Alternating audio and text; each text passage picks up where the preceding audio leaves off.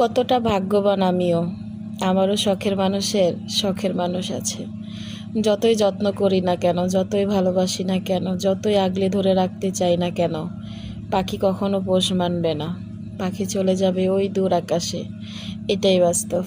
আসসালামু আলাইকুম, সালমা স্বপ্ন পেজ থেকে সবাইকে অনেক স্বাগতম। আজকে দুপুরবেলা রান্না করছিলাম পোলাও, সাথে মুরগির মাংস, সাথে ঢেঁড়স ভাজি, মানে ভেন্ডি ভাজি করছিলাম। এই দিয়ে দুপুরে খাইতে দিতেছি হাজবেন্ডকে। তো এত সুন্দর করে রান্না বান্না করে খাওয়ায় কখনো কোনো দিন প্রশংসা করে না। আর আমাদের মেয়েদের রান্নাঘরে জীবনের অনেকটা অংশই চলে যায়। আর এদিক দিয়ে আজকে পারফেক্ট ঠিক টাইমে রান্নাবান্না শেষ করতে পারছি, একটা কারণ আছে।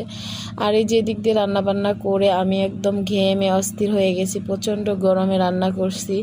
আর চেষ্টা করি সবসময় হাজব্যান্ডের পছন্দের রান্না করার জন্য, আর ছেলের পছন্দের। আর নিজের পছন্দ, নিজের সুখ, নিজের আশা অনেক আগেই সেই দূর আকাশে মেঘের সাথে উড়িয়ে দিয়েছি, বাতাসের সাথে উড়ে চলে গেছে নীল আসমানে।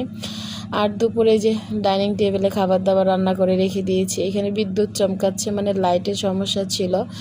আর আমার পছন্দের ঢেঁড়স ভাজি, আজকে ঢেঁড়স ভাজিটা স্পেশাল এই জন্য হবে, আজকে আপনাদের দুলাভাই, মানে আপনাদের ভাইয়া, মানে আমার হাজব্যান্ড আজকে ঢেঁড়স ভাজিটা কেটে দিয়েছে। আর এদিক দিয়ে লাল লাল করে মুরগির মাংস ভুনা করেছি, আলু একদমই জড়া দিইনি। আজকে একটু স্পেশাল খাবো, সাথে সাদা ভাতই ছিল। আর আজকে একটু পোলাও রান্না করেছি, 1 কেজি চালের পোলাওটা রান্না করলে না অনেকটা আয় দেয়, জানি না কেন। আর এদিক দিয়ে সালাদ কেটে নিয়েছি। আজকে সকাল থেকে অনেকটা অসুস্থ বোধ করতেছিলাম, আপনাদের ভাইয়া বাসায়ই ছিল, আর কালকে চলে যাবে, এর জন্য শুক্রবারে স্পেশাল খাবার বৃহস্পতিবারে রান্না করি।